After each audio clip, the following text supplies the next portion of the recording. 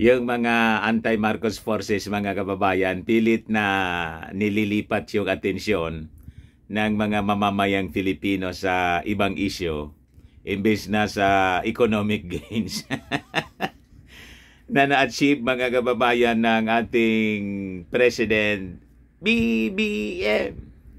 Yung focus ng kanilang atensyon, nililihis po nila.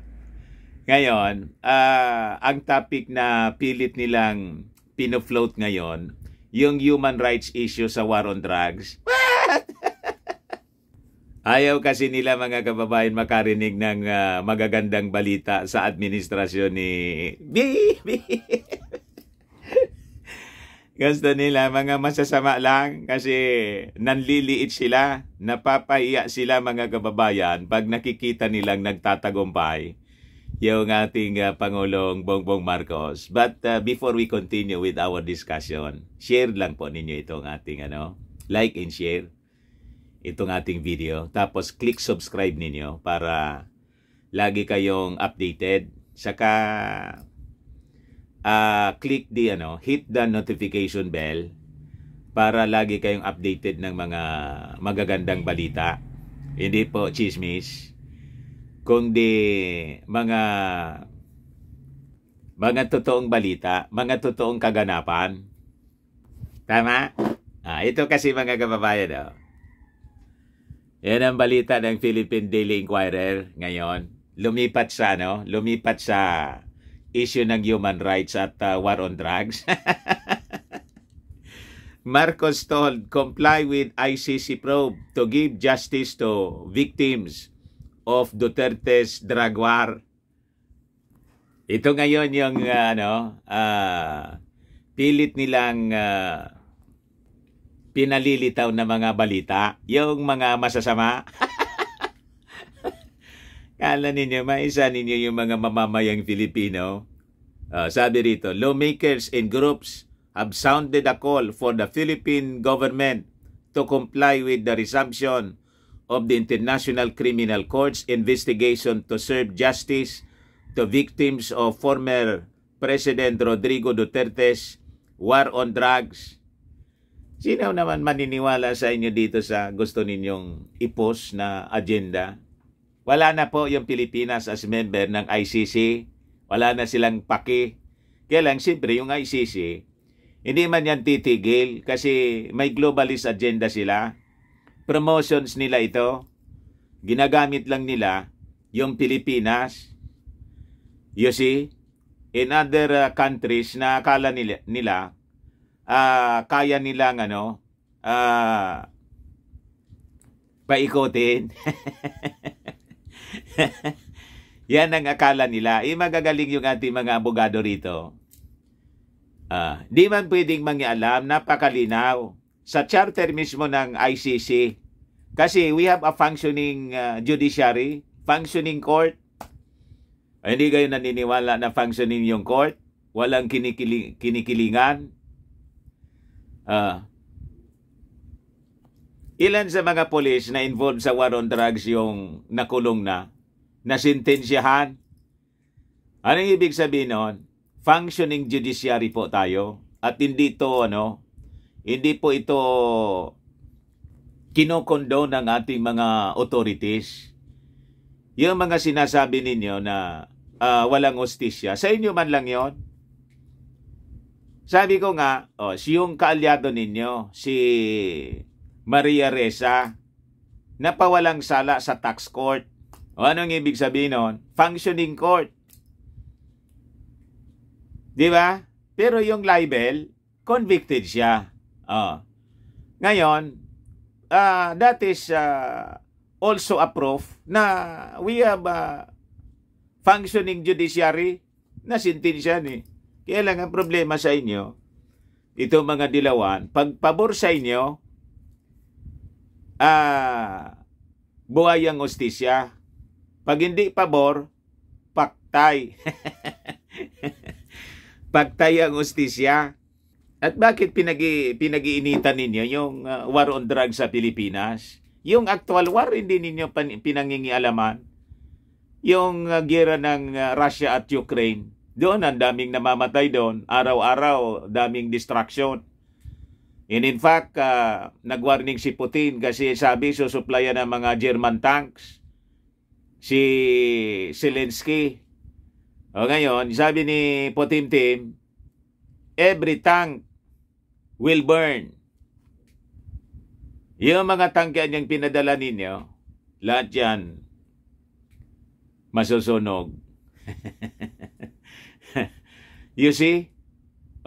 Yun ang pakialaman ninyo, mga taga-ICC. Not the war on drugs in this country kasi we have a functioning courts. Pero siyempre, hindi kayo makikinig kasi yan nga ang agenda ninyo.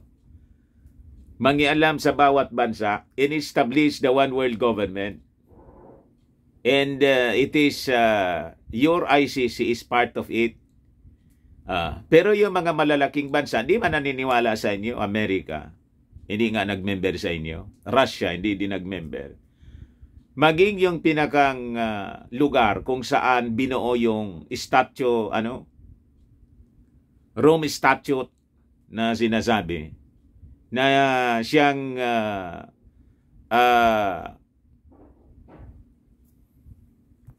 nag-gave birth dito mga kababayan sa ICC. Yung Vatican City nga, ayaw. Ayaw nila. Pero yung ICC, mga kababayan, na-establish doon mismo sa Rome. Ang tawag nga, Rome Statute. Bakit yung Vatican City, yung Roma mismo, ayaw? Alam nila kasi kung ano yung agenda. Alam nga naman, itrap namin yung sarili naming buhay. It is a trap by the globalist, mga kababayan. Alam nga naman, kami yung gumawa. Tapos, itrap namin yung siluin namin yung sarili naming buhay. What? Kaya yung mga malilit na bansa, yun ang nauto nitong ICC, ayon. Nag-member sila. What? Ngayon, yung Pilipinas, nagising, during the time of, sisiliun sana si President Digong. Ayon, nagising, umalis. You see, this came after the ICC pre-trial chamber gave its go-ahead daw to the bid of ICC prosecutor Karim Khan to resume the probe into Duterte's drug war at saka yung sa Davao Death Squad killings. Ayaw tantanan yung ating bansa ng mga Herodes. Human rights lawyer and Bayan Mona chairman Nery Colmenares said this is a positive development as victims of fake drug war of the Duterte administration can still get justice even outside Philippine courts. What? Sa inyo, and in your dreams, sa inyo, oo, okay yon.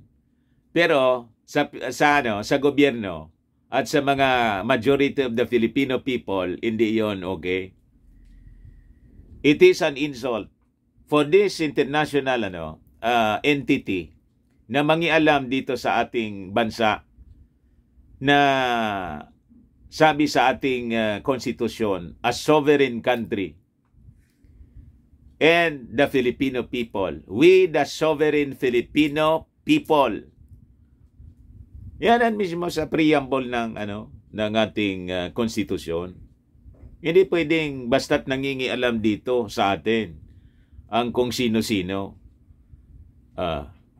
Di ba? Kaya lang, siyempre, na-brainwash na ito mga taong ito ng globalist agenda. Kaya, mas nagtitiwala sila doon sa ibang lahi kaysa dito sa ating bansa. What? Tapos, nagpapakilala kayo na mga nationalist kayo. Baliktad yung mga ginagawa ninyo. You are a globalist and internationalist, not a nationalist. Ang totoong nationalist po, yung ating Pangulong BBM. Di ba? inuuna niya yung interes ng Pilipinas. Kumbaga, ini-engage niya yung international community. Pero ang objective is to, to pose for the national interest, hindi yung interest ng kung sino-sino. Di ba? He then called on President Ferdinand Marcos Jr. to tread a different path from his predecessor and instead respect human rights and due process. Yun na mismo ang ginagawa ng ating Pangulo. Respect for human rights. Kayo man lang yung akusa na yung mga Marcoses. Ang daming human rights violations. Pero yung sarili ninyo at mga kaalyado ninyo, barkada ninyo, na napakaraming human rights violations, hindi man ninyo tinitingnan. Si Panot, ilan yung namatay sa panahon ni Panot na mga farmers na nagprotest lang doon sa Mindanao? Pinaimbestigahan ninyo sa ICC, di ba hindi? Yung Mindula Massacre na napakatagal na, at yung mga victims doon, mga kaalyado ninyo, mga farmers, mga members ninyo, pinaimbestigahan ninyo sa International Criminal Court. Di ba hindi? Nire-raise man lang ninyo na yon human rights violations na ginawa pa na ni Coricong. Yung Hacienda Luisita Massacre, nire-raise man lang po ninyo doon sa International Criminal Court. At tinakusan ninyo yung gobyerno ng mga dilawan na walang ginawa at yung korte hindi na functioning during the administration ng mga dilawan dito sa ating bansa. Di ba hindi? Tapos nang umupo si President Digong, ayun, nagkakagulo na kayo. Because of the war on drugs, ang dami niyang namatay. Ayun, dinala ninyo yung kaso sa International Criminal Court. Kasi hindi, sa paningin ninyo, hindi na functioning yung Pilipinas, yung judiciary. What? May ganon. Sinong maniwala sa inyo na hindi na functioning yung ating mga local courts para ma-justify yung pagpasok ng ICC? Walang makumbinsi po sa mga mamamayang Filipino diyan po sa narrative ninyo. Ang nangyayari kasi mga kababayan, yung International Criminal Courts, ang pinapakinggan at pinapaniwalaan mga kalaban ng gobyerno, the opposition.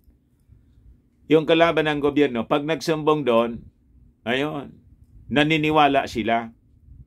Pag yung gobyerno nagsalita, ayaw paniwalaan. What? Ganon mga kababayan ang sistema nila. Napakabayas yung ICC po. Bakit siya ganon? Kasi nga ito mga kalaban ng gobyerno, actualmente, parehas yung funders nila. Yung agenda parehas, yung nagpupundo parehas. Kasi yung objective parehas po. Globalisasyon, world government. Kaya nga ito, ICC, International Criminal Court. You see? So ganun po yon mga kababayan. The former lawmaker also pointed out that since Marcos has been frequenting different countries to show that everything is all right in the Philippines, the President should likewise keep in mind that most of the countries he is interacting with are members of the ICC. Alam naman niya po, ano ngayon kung members yung mga bansang yon? And in fact, alam na nila na hindi na member yung Pilipinas ng ICC. Pero, tingnan ninyo mga leaders ng mundo, sila pa yung interesado na makadao pagpalat yung ating Pangulo.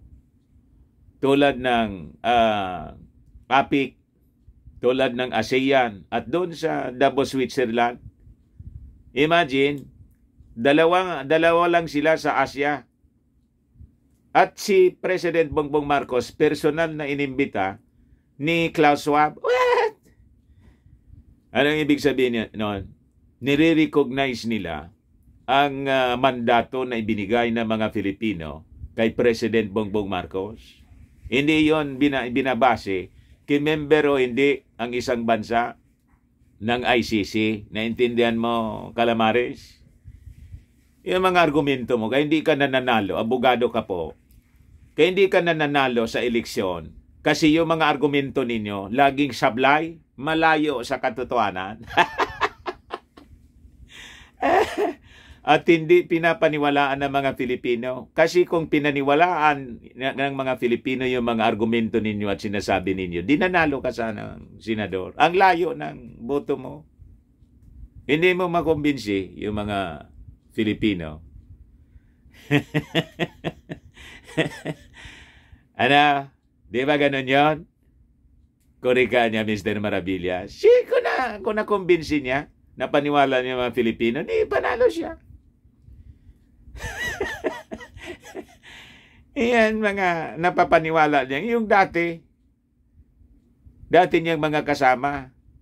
Pero yung mga the general public, walang makumbinsi. Alams na.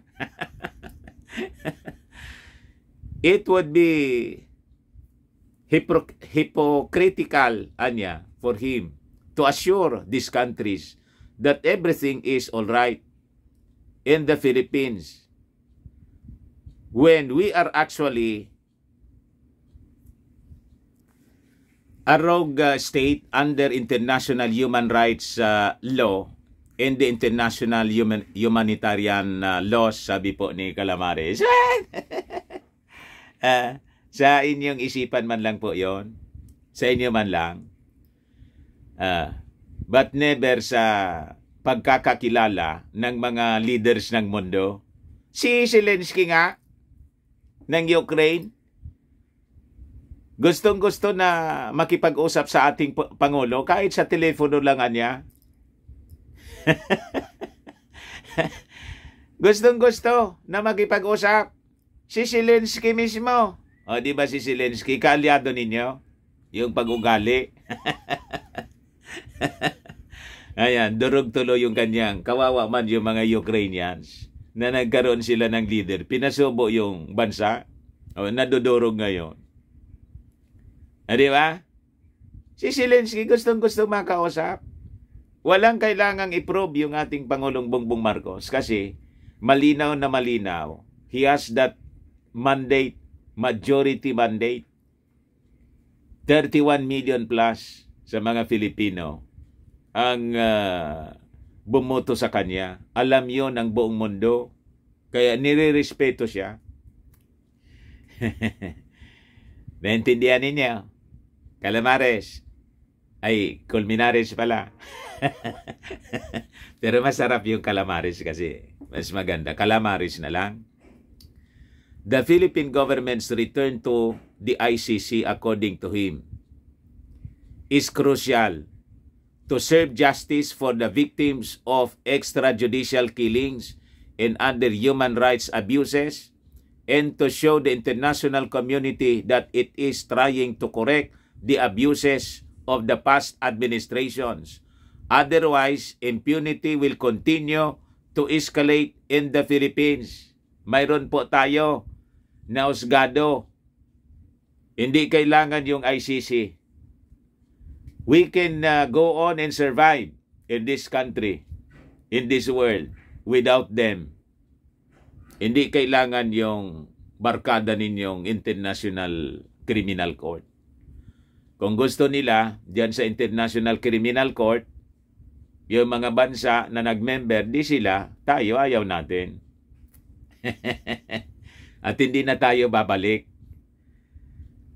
Sabi ng ating Pangulong Bongbong Marcos, Colmenares said they will use the dismissal of the murder complaint against police officers tagged in the death of Manny Asuncion, who was among those killed in the infamous Bloody Sunday, to boost their argument before the ICC that human rights violators remain unaccountable under the Marcos Duterte administration. What? O di magsumbong kayo doon. Ano man? Di ba? Bloody Sunday refers to the killings of 9 activists in simultaneous police-military operations in Batangas, Cavite, Laguna, and Rizal in March 2021. Alam na ng mga tao kung bakit gagamitin ninyo ito. Itanong ninyo sa dati ninyong kasamang si Ka Eric.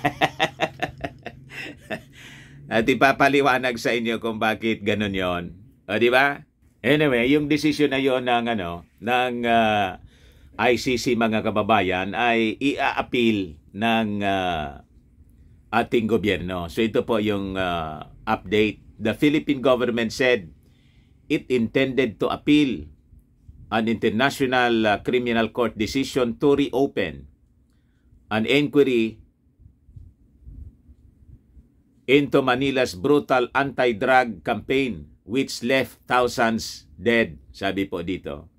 The Hague-based tribunal launched the inquiry in 2019 but suspended it later that year at the request of the Philippine government of then President Duterte, who had launched the crackdown in 2016 with Manila, saying it would re-examine cases of alleged abuses.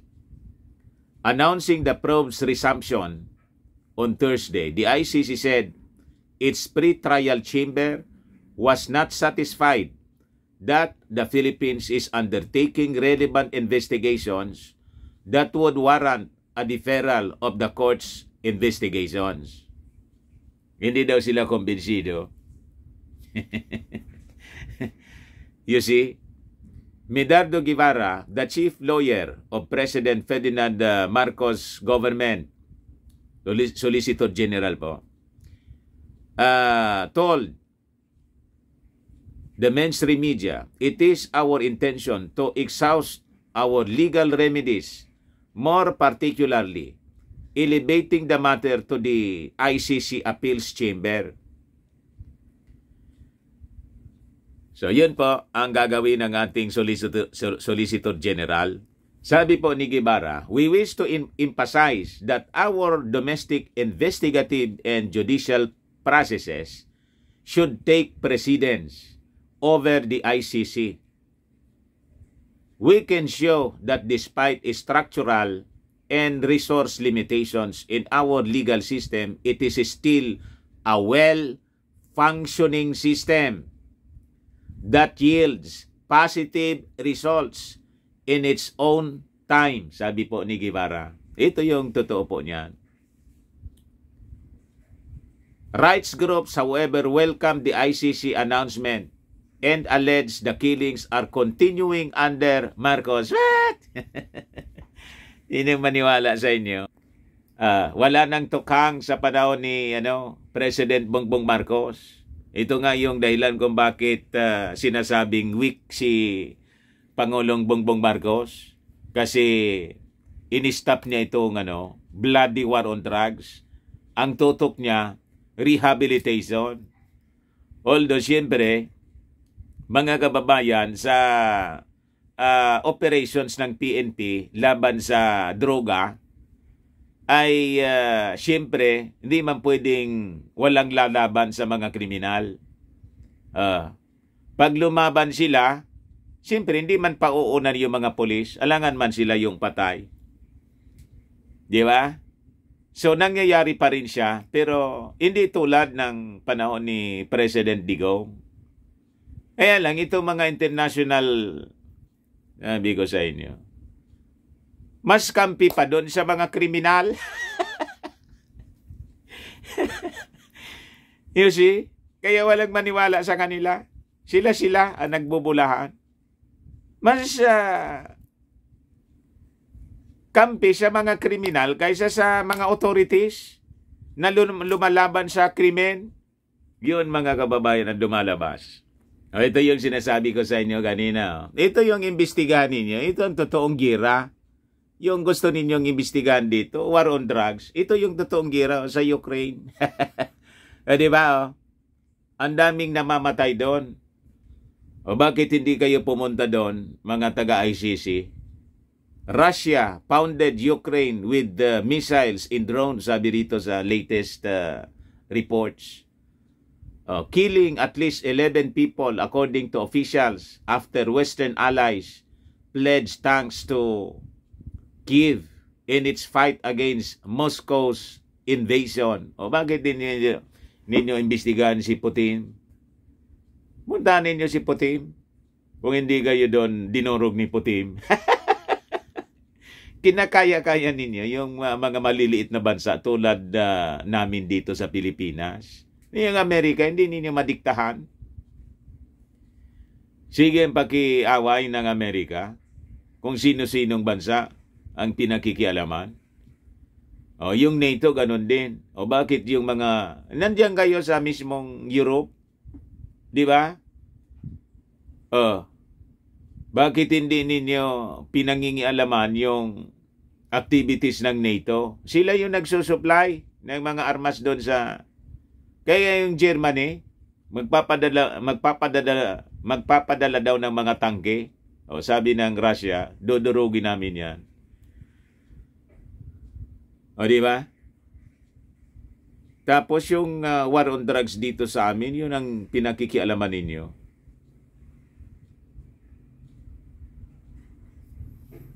Sabi rito, with the news na magpapadala ng mga tangke yung Germany, sabi rito, Russia responded with fury to the news on Wednesday that Germany and the United States would send dozens of modern tanks to Ukraine.